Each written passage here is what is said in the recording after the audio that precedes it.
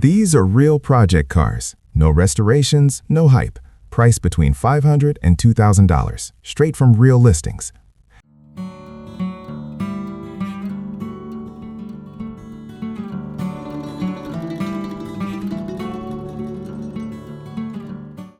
Number 1. 1977 Chevrolet Camaro Z28. Let's start with a real deal Z28 roller.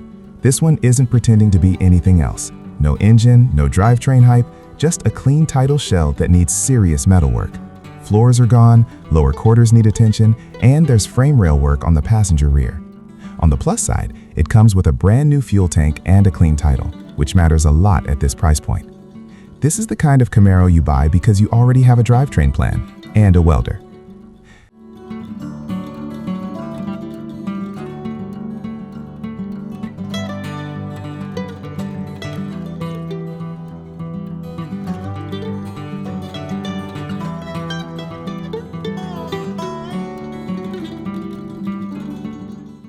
Number 2. 1970 Chevrolet Travelcraft. This one's interesting. A running and driving vintage Chevy motorhome-style rig with just 60,000 miles claimed.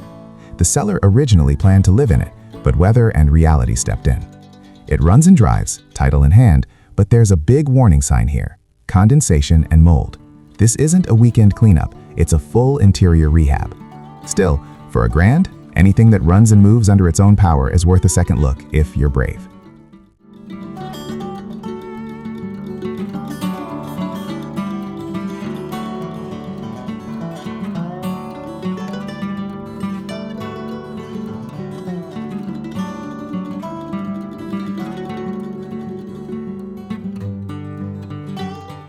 Number 3. 1960 Ford E450 Superduty Cutaway.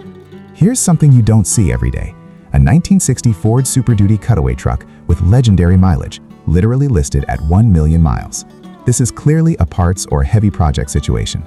Manual transmission, industrial vibes, and sold as is without extras like the drill pipe. This isn't for casual builders. This is for someone who needs vintage heavy-duty parts or wants something truly different in the yard.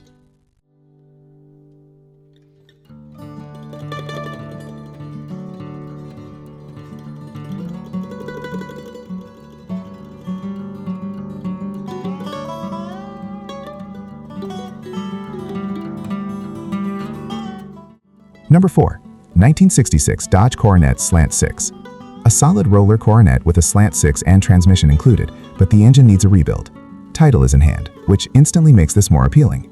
These mid-60s Mopars are getting harder to find in solid condition, even as rollers. This one isn't flashy, but it's honest. If you're a Mopar person who doesn't mind starting from the bottom, this could be a smart foundation.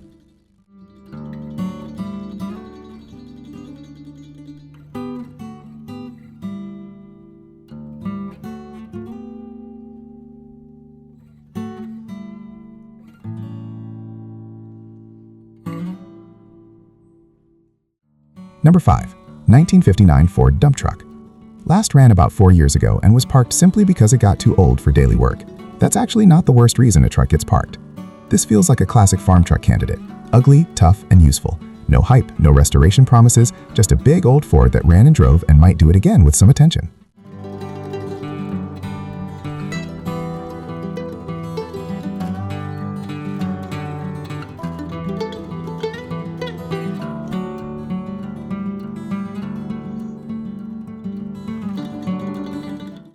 Six. 1972 Triumph TR6. This one is as honest as it gets, a straight-up parts car. No transmission, no title, and no attempt to sugarcoat it. What you're paying for here is what's left: body panels, trim, suspension bits, and whatever TR6 specific parts haven't been scavenged yet. At $500, this makes sense only if you already own a TR6 or need parts to keep one alive.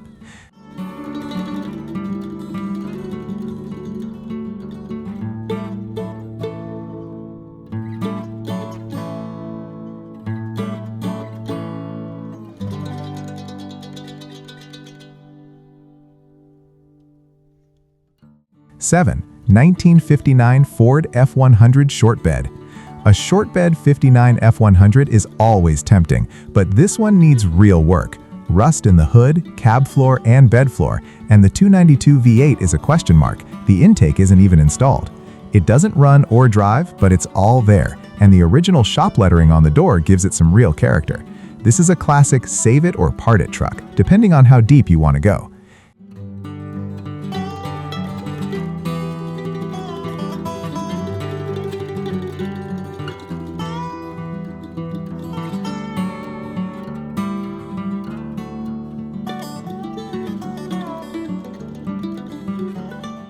Eight, 1973 Chevrolet Impala. This is a body-only situation. No drivetrain, bill of sale only, but the seller claims to have a lot of parts to help finish it. These early 70s Impalas are huge cars with strong visual presence, and even as a roller, they're getting harder to find cheap. This one only makes sense if you already have parts lined up or you're planning a full custom build.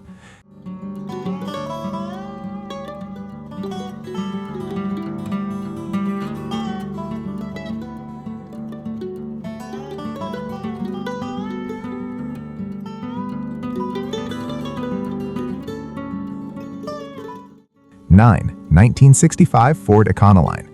The seller isn't even sure of the exact year, but it's a mid-60s Econoline van with plenty of potential. Sold as a restoration project or parts rig, this one sits right in that gray area where it could go either way. These vans have become popular for custom builds, surf fans, and vintage campers, so even rough examples like this still draw interest.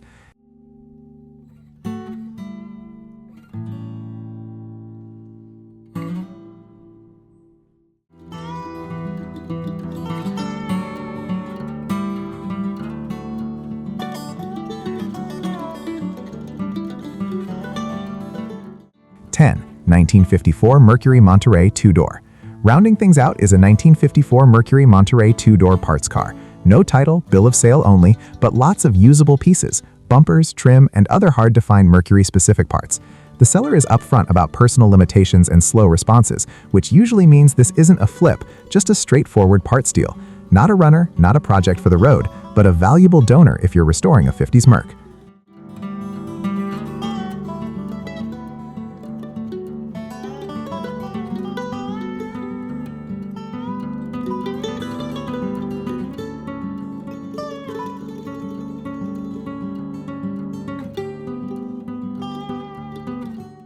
So, which one would you actually take home and start working on?